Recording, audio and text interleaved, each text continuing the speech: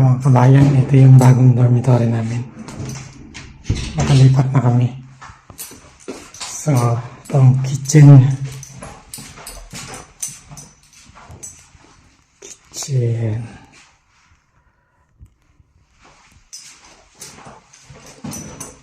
Bali, tatlong separate room siya. 1, 2, 3. Bathroom.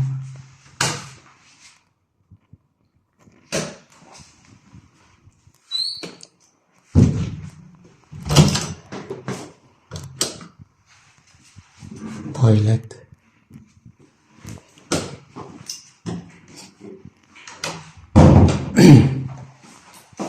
Ito yung isang room. Magiging room ito ng kasama ko.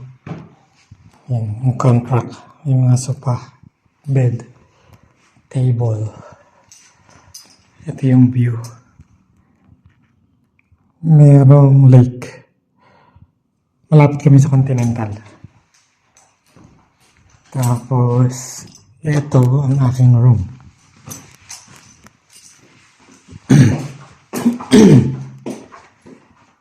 So, bali, dining area to. Ay, living room to. Pinag-uusapan namin yung may-ari na gagawin naming isang room pa. Kaya naiwan dyan yung dining table. Diyan kami magtatagay. Tapos may balcony siya. Sampayan. Pwede magtagay pag hindi na ganun kalamig.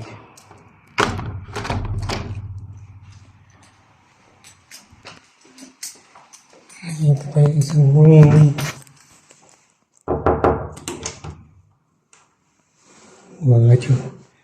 Ito ang room ni Mang Chris.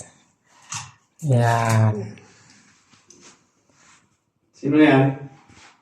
Puti. So, yun ang room namin mga kabayan. Dudugtong ako itong video na to. Tuturuan ko kayo kung paano maghanap ng bahay dito sa Slovakia gamit ang basos. May carpet pa. So, hanggang dito na lang muna. Sa dudugtong ako pa to. Good morning mga kabayan. Sa previous video, nakita nyo yung apartment tour ng nilipatan namin. So, sa end ng video na to, papakita ko sa inyo yung final ayos na ginawa ko sa room ko. Dito sa 3-room apartment na nakuha namin. Bali sa video na to, tuturuan ko kayo kung paano maghanap ng apartment and experiences and tips na may bibigay ko sa inyo sa paghahanap. Pero bago yan, story time muna. Bakit ba kami lumipat ng apartment? So, nung galing kami sa dating agency namin, lilipat dito.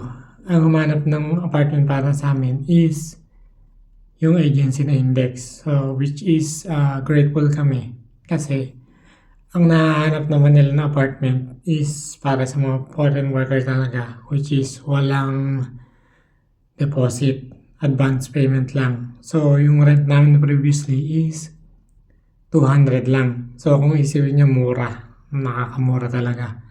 The problem is, medyo may pagka-racist yung may-ari ng bahay. As in, wala kaming privacy. Wala talaga. Lagi siya doon. Walang border talaga. Pasok ng kwarto, manggigising, maingay. Tapos, yung nga sabi ko may pagka-racist pa. Dati nagka-problem kami sa washing machine. Ayaw niya mag-provide.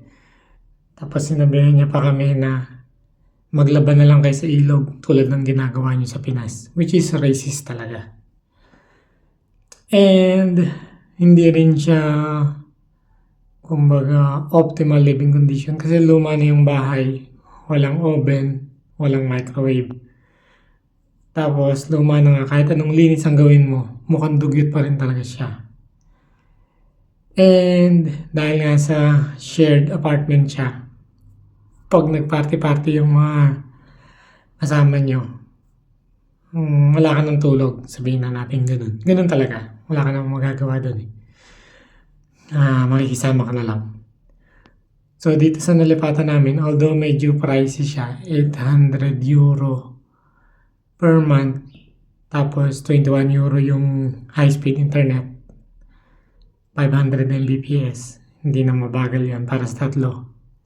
Tapos tigi-tigisa pa kaming kwarto. So itong apartment na nakuha namin, matagal ko nang nakausap to. February pa lang nakausap ko na siya, pero April namin nakuha. Pero nabisita na namin agad. Nung binisita namin yung may-ari, sinabi niya na gusto niya ibenta to, which is 166,000 euro.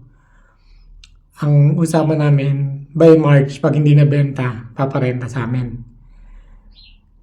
So, nung dumating ang March, nag-message ako sa kanya kung pwede nang irenta. Ang reply niya, as much as possible, gusto niya pa rin mabenta, kaya titingnan pa. So, medyo nawala na ako ng pag-asa doon. Nakala ko hindi niya na ibibigay. Pero, bago mag-end ng March, nag-message siya kung interested pa rin kami. Pero tumaas ng 50 euro yung price kasi 750 siya dati, ginawang 800. Which is, pag hinati mo sa tatlo, 264 plus internet, 274 monthly. Tapos walking distance pa siya sa Continental. Which is, hindi ko na kailangan mag-load ng bus card na 18 euro per month. Sa winter na lang ulit ako mag-load. Kasi kaya lakarin siya, 15 minutes lang from here. Ang paglalakad. So, bali nung una naming nakikita tong apartment na to, itong room ko na ito, living room to. Bali, itong sofa, tapos dining table. Tapos sinabi namin sa kanya na kung pwede namin gawing room to, kasi tatlo kami. Yun, sabi niya na okay lang, walang problema. Kasi kami na ang magre-rent, pwede namin igalaw-galaw yung mga gamit. Pero bago kami lumipat, sila na ang nag-move ng bed. Pero naiwan yung dining table. Which is ang plano namin, maiiwan yung sofa dito. Yung dining table sa kabila. Kasi mas malaking room talaga yung sa kabila. So yun nga, yun ang background. Paano kami kuha nitong apartment na to. So ngayon, bibigyan ko kayo ng tips paano maghanap. So kung maghanap kayo ng apartment, ang unang pupuntahan nyo, Basos SK. Bali, ano siya, parang website na posting ng kahit ano. Cellphone, gadgets, real estate, sasakyan. So, experience ko sa Basos na dalawa na ako. Yung smartphone ko na ito, itong Honor Magic 7. Diyan ko sa Basos binili. Ang price niya nung nakuha ko is 660. 3 months pa lang siya na nagamit. Ang price niya sa market at the time is 1,000 euro. So, ang laking tipid talaga. And ang nabilan ko sa kanya is estudyante. Bali, nag-meet up kami sa Bratislava. So, hindi naman kayo ma-scam dito. Basta meet up lang ang usapan nyo. So, yun nga. Ang pwede niyong pagtingnan ng bahay sa Facebook Marketplace. Basos SK. Tapos, yung isang website, parang realty website. Pero, ang ginamit ko Basos. So, papakita ko din sa inyo yung ibang mga website. Pero magpapokus tayo sa Basos. Paano ang gagawin nyo sa paghahanap. So, after ng video na ito, papakita ko na sa inyo yung app and paano maghanap. So, ito na mga kabayan, papakita ko sa inyo paano maghanap ng apartment dito sa Slovakia. Ayun ang bossing ko kung nakikita nyo. So, punta tayo ng Facebook. From Facebook, punta kayo ng Marketplace. So, sa Marketplace, para yung area ng lugar nyo, ilagay nyo yung area ng lugar nyo, katulad sa akin, Sbolen. Tapos, ilagay nyo yung search parameter. I think 3 km ang lawak niya. Para yung pag-search nyo, sa Sbolen lang kayo hanapan. Punta kayo dito sa more. Nagbago na naman kasi ang layout ng page mo, kaya nakakalit na naman. More rentals. So, ipapakita nito 3 km wide mga apartment na available and Sbolen 650. something 2 rooms. 650, 580. May details naman siya. Pwede nyo naman siya i-translate. Attractive 2-room apartment with Loggia Slati Potok. Ayan, to is spacious 1-room apartment. So, bali pa nagsa-search kayo, karaniwan dito nakalagay 2-room. Hindi siya bedroom. 2-room. Ibig sabihin, ang binibilang niya room. Kunyari, isang bedroom, isang living room. 2-room yun. Minsan, nakalagay 3-room, bedroom, living room, kitchen, considered room. Kaya magbase din kayo sa picture kung talagang ilan ang room nila. So, yung isang website naman na pwede niyong puntahan, ito. Tecne Realty. Ilalagay niyo lang sa search parameter nyo yung lugar nyo. Sbolen. So, ayan. Itong dormitory na to, dito to malapit din sa amin, sa Sapad. Malapit sa Continental. Kaso mo, pang maramihan to, siyam. Kaya hindi rin siya maganda. Ito ko talaga nito. Rent a 3-room apartment with balcony and parking space.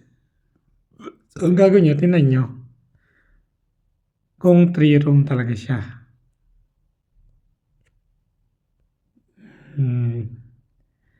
Ayan, tingnan nyo. Kung talagang 3-room siya. Tapos, titingnan nyo rin kung fully furnished siya o hindi.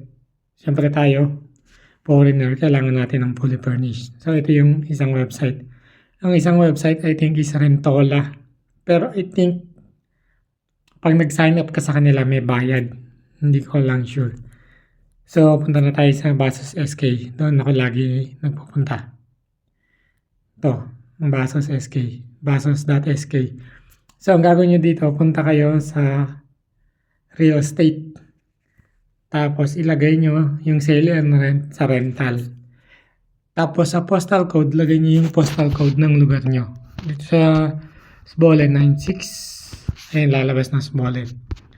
Now, ang lalabas lahat dyan, lahat lang ng Sbolen area. So, ayan, katulad yan. Stylish 1-bedroom. Ito. So, isang tip ko para sa inyo, pag naghahanap kayo ng bahay, mas maigi na walang realty agency, walang brokerage or something. Yung owner talaga ang makakausap nyo. Usually, makikita nyo yan sa description. Diyan. Nakalagay dyan minsan na don't contact realty agency. Ibig sabihin, sila lang yon, yung owner mismo ang kausap nyo. Which is maganda. Kasi dalawa lang talaga kayong mag-uusap. Kung ano lang yung nakalagay, yan lang. Hindi kayo, which is mas okay. Kasi pag nakipag-usap pa kayo sa agent, may bayad pa yun. Tsaka minsan, medyo may pagkaano din ng agent dito. Medyo may pagka, let's say na, pag nalaman nilang foreigner kayo, makakaisip sila ng kikita. Imbis na yung bahay, let's say na nakalagay for 3 people lang. 2 rooms for 3 people. Ang gagawin nyo dyan, either yung 2 room gagawin tig 2 tao or tig 3 tao. Which is, hindi na siya convenient. Siyempre, ang hanap natin yung solo mo yung room para maganda. So, yan. Ganyan po ang paghanap ng bahay dito. Apartment dito sa Slovakia. So, ayun na mga sir, mga ma'am. Ganun ang paghanap ng apartment dito sa Slovakia. And meron ako idudugtong doon sa story time ko kanina. Experience ko sa paghanap. So, itong apartment na to, February ko pa siya hinahanap. So, medyo mahirap din maghanap ng apartment dito. Usually, tatanggihan kayo pag nalaman na foreigner kayo. Lalo na pag nalaman na Pilipino kayo. Which is, hindi ko alam yung reasoning. Maybe, let's say na medyo may pagka-racist sila. Or, ang isang factor doon, magastos kasi tayo sa tubig, yung sa paliligo. Kasi araw-araw tayong naliligo, minsan 2 times a day pa. Sila, hindi naman sila ganun kalakas maligo. minsan pa-shower-shower lang sila. Yung iba, sa company pa nag-shower katulad sa amin sa Continental. May shower room kasi doon. So, yun. Ganun. Kaya kung magme-message kayo sa apartment, huwag na kayong gumamit ng Google Translate. English na ang gamitin nyo. Para at least, pag nabasa nila, alam na agad nila na foreigner kayo. Hindi na kayo mag-aaksaya ng oras na pagpunta nyo doon, tatanggihan kayo. So, meron pa isang nangyari sa akin. Naghanap ako ng apartment. Nakakita ako. 2 room. Bali, may kitchen, may living room. Isang room na pwedeng gawing pang 2 tao. Ang presyo niya is 580 a month. Plus 2 months deposit na 580. Bali, 580 yung unang babayaran nyo. Tapos, nag-schedule ako ng viewing. Pumayag yung agent. Sabi niya, ganitong date. Tapos, nung malapit ng viewing, nag-message siya sa akin na ang gusto daw ng may-ari, 3 months deposit. Bali, magiging 4 na 580. Pumayag pa rin ako. Sabi ko, sige, okay lang, kaya naman. Kasi at that time, may hawak akong pera. May hawak ding pera yung kasama ko sa room. So, di okay na. 4 na 580, pumayag kami. Yung araw na mismo ng viewing, nag-message ulit yung agent. Ang sabi niya, ayaw daw ng may-ari ng hindi couple. So, which is, tinanggihan lang talaga kami kasi Pilipino kami. Yun lang yan. So, after nito, pakita ko na sa inyo. Ito yung naging final layout ng room ko. So, dito na ako magpapaalam kasi I think hindi ako nagpaalam doon sa layout ng video. So, kung may natutunan kayo sa video na to, follow, share, and subscribe nyo sa lahat ng socials ko. TikTok, Facebook, YouTube. May Instagram din ako pero hindi ko masyadong ginagamit. So, lahat ng socials ko, Cavite Checkpoint. So, maraming salamat. David Dinya. Paalam. So, finally natapos na mag-arrange. Ito ang bed ko. Kumot na galing sa Bombay. Patungan. Couch. Carpet. Table. Ating atek. So, ayan ang room ko.